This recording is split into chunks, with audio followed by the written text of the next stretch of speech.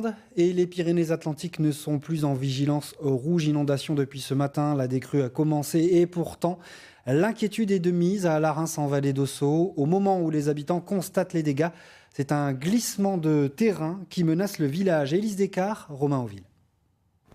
Ce matin, La Reims s'est réveillée dans une boue collante.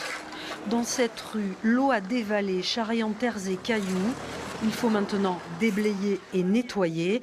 Toute la journée, services techniques et habitants se sont entraidés dans tout le village. On est venu voir les voisins, on a été nettoyer notre deuxième gîte où il y avait énormément de boue. Et des amis sont venus et c'est vrai que la solidarité est bien là, même si on n'y croyait plus trop dans ce contexte de crise sanitaire. Et vraiment, tout le monde est là, on ne se pose pas de questions, on s'aide et puis on se soutient. Sur le front de la météo, la situation s'améliore. Pas de pluie aujourd'hui, mais le maire est inquiet.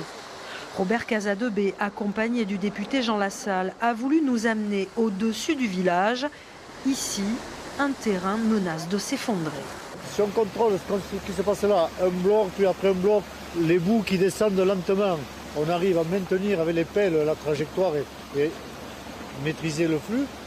Mais si la masse qui est importante, ça fait 50 mètres par 20 mètres de haut et par une épaisseur conséquente, si ça partait en puissance, en masse complètement, là j'ai le risque. Et ça c'est de ce matin, alors que j'avais passé une bonne nuit.